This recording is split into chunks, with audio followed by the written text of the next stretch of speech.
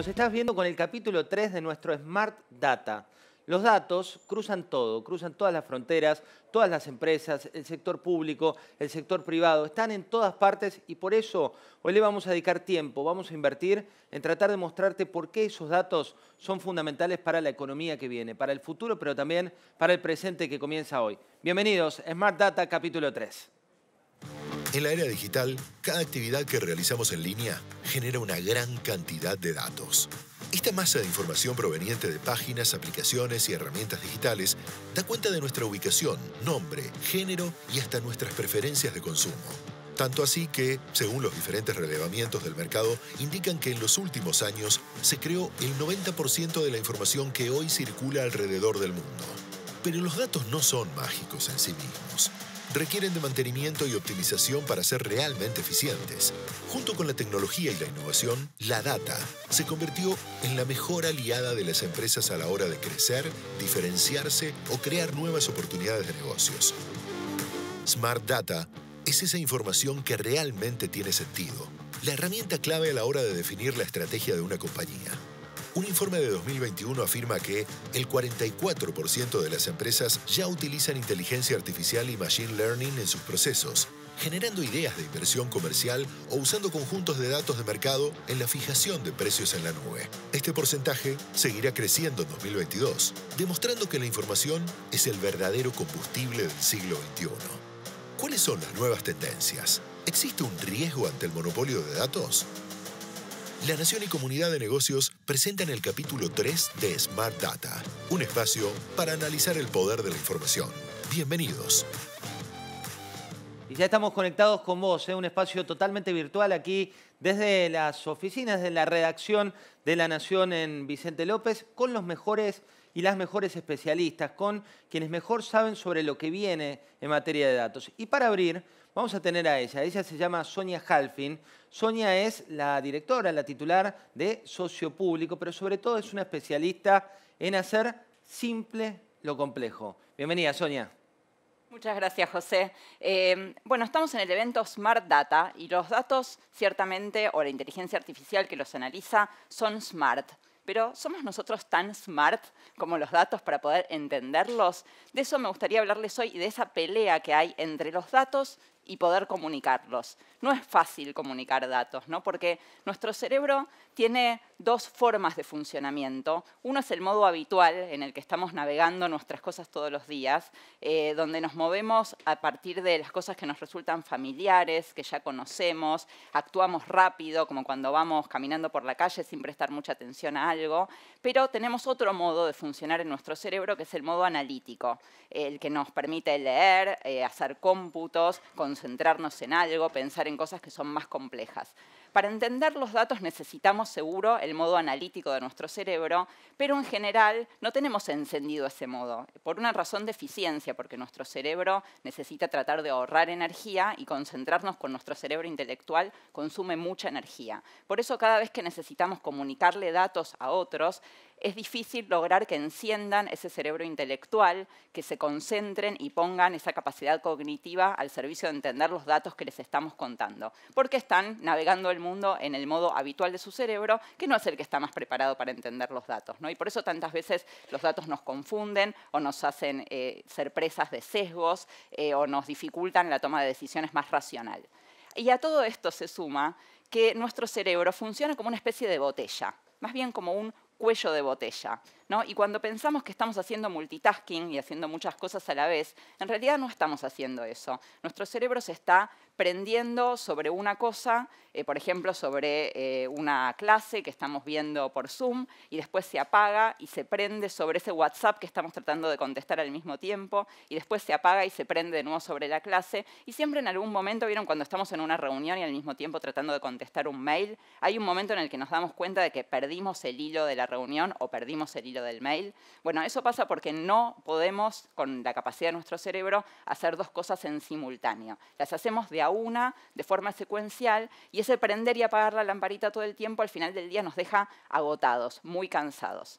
Ahora, como nuestras audiencias están así de agotadas con sus cerebros y no quieren encender el modo intelectual que les permitiría consumir estos datos, entenderlos, se nos hace muy difícil a los que comunicamos y a todos los que van a pasar por el evento hoy, que trabajan con datos, hacer que los datos lleguen a las audiencias, lleguen a las personas que queremos que los reciban. Y entonces hoy me gustaría hablarles de algunos destapadores de esta botella del cerebro de nuestras audiencias para tratar de que nos escuchen y puedan seguir los datos que les estamos presentando. En eso la pandemia nos ayudó un montón porque puso los datos en el centro de la escena, como en estas imágenes donde se hablaba de aplanar la curva en todos los noticieros del mundo, un concepto que tiene que ver con la estadística, o se empezaron a hacer visualizaciones de datos que fueron tan exitosas que se tradujeron a un montón de idiomas. Ahí se ve cómo está remarcado en qué idiomas se tradujeron algunas producciones, como si fueran series de Netflix que se veían en todo el mundo. Así que algo ahí nos ayudó a educar a la audiencia en cómo consumir datos, pero todavía necesitamos estos destapadores para que realmente puedan seguir el hilo argumentativo que se esconde atrás de los datos. Entonces, a un destapador es poder crear suspenso, y aunque no lo crean, los datos nos permiten muchas veces crear suspenso. Por ejemplo, vean este posteo de Bill Gates, ¿no? Preguntó, y lo pueden ir pensando en casa desde su computadora donde nos estén siguiendo, ¿cuál es el animal que más personas mata por año? Piénsenlo un segundo. ¿Tienen una respuesta ya? Bueno, a ver si le pegaron. Bueno, es el mosquito. Mucha gente piensa que somos los humanos y eso está bastante cerca. Entonces, la Fundación Bill Gates usó esta forma de hacer una pregunta y después responderla con un gráfico para capturar la atención de nuestro cerebro del mundo de la vida habitual y llevarlo a concentrarse con nuestro cerebro intelectual. Esto es algo que hicimos hace muchos años en Sociopúblico con CIPEC, que también funciona un poco como suspenso porque se hace una pregunta. ¿Cómo sería el mapa de Argentina si mostrara la mortalidad infantil? Y si ven, el mapa de Argentina, si mostrara la mortalidad infantil, sería así. Se engorda en el norte, porque es donde hay más mortalidad que en el sur. Esto es un cartograma que consiste en modificar un mapa para que represente un nuevo valor, en este caso la mortalidad infantil. Otro destapador. ¿Cómo hacemos para ser útiles y relevantes con nuestros datos? Porque eso también ayuda a que los demás nos escuchen si les damos algo de utilidad. Y este es un ejemplo. Durante la pandemia a alguien se le ocurrió tomar información pública, que estaba ya datos abiertos, que ya existían a disposición de la ciudadanía, y construir este mapa que mostraba cuán anchas son las calles de una ciudad. En este caso estamos viendo Nueva York, y como estas calles que ven muy rojas son muy angostitas. ¿Por qué? Porque en ese momento todos teníamos que guardar distancia social. Entonces esto era un servicio que nos decía, bueno, si quiero salir a caminar y mantener distancia social, ¿a dónde puedo ir? Y fíjense que yendo hacia el norte de la ciudad, cuando este mapa se mueva un poco, vamos a ver que las calles se vuelven un poco más verdes porque ahí son más anchas. Y si lo vemos en Buenos Aires, acá tienen claramente cómo las calles de la zona céntrica, son las que están en azul, son las más angostitas, y a medida que nos vamos a la periferia había más espacio para respirar y no chocarse con el vecino.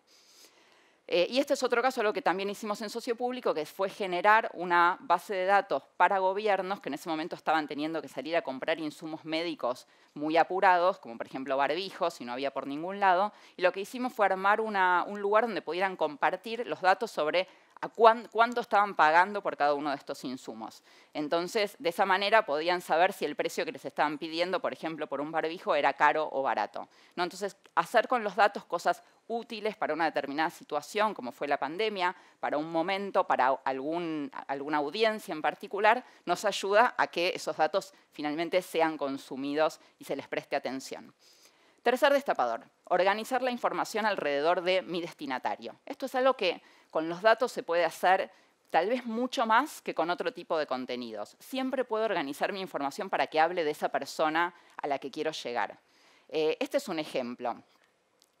Esto es una visualización de datos que hizo un diseñador que se llama Nathan Yau, un especialista en visualización de datos, que había recibido información sobre las causas de muerte y las edades de muerte en Estados Unidos a lo largo de la historia. Y en vez de hacer con los promedios o con las tendencias un reporte diciendo, bueno, las personas tienden a morirse a tal edad y tienden a morirse más de tales enfermedades que de tales otras, lo que decidió hacer fue algo mucho más personalizado. Entonces, en este interactivo yo puedo poner que soy mujer, puedo poner mi edad y me empiezo a enterar de cuándo se van a morir las mujeres como yo, las de mi edad, las de mi generación. Entonces veo que a medida que pasa el tiempo, acá está empezando a correr el tiempo, a los 42 años se murieron muy poquitas, y a medida que avance, cuando llega a los 100, estamos todas muertas. Y eso, por supuesto, no es una buena noticia, pero como habla de mí, me importa un montón, ¿no? Presto atención, porque no hay nada que me importe más que cuándo me voy a morir yo o mi propia salud. Entonces, los datos nos permiten organizarse alrededor de ese otro que está del otro lado. Este es otro ejemplo, que es algo que hizo Quartz, un medio digital, para mostrar cómo estaban funcionando los hospitales en Estados Unidos durante la pandemia. Y de nuevo acá, para mí puede ser interesante saber cómo están funcionando los hospitales de mi país. Pero si puedo poner mi dirección, como acá, y enterarme de cómo está funcionando el que me tocaría a mí en caso de que me enferme, me importa muchísimo más. Y esto es lo que habían hecho.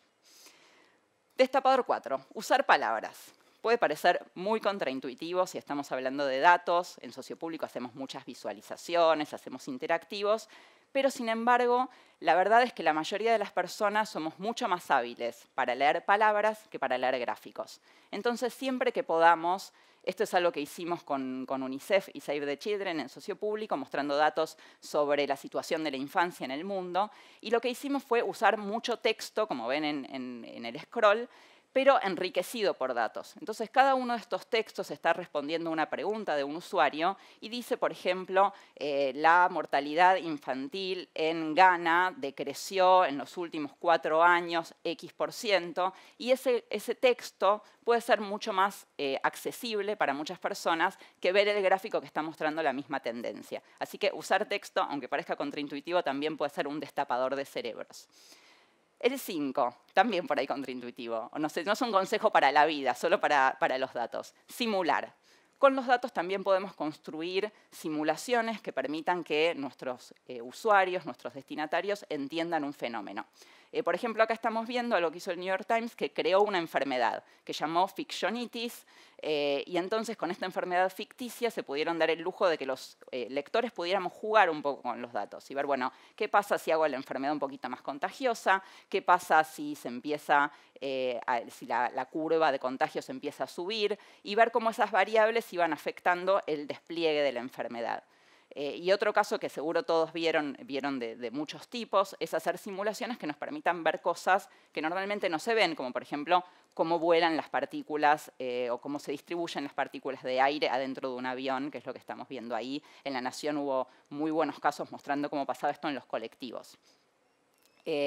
Destapador 6. Desescalar y charlar.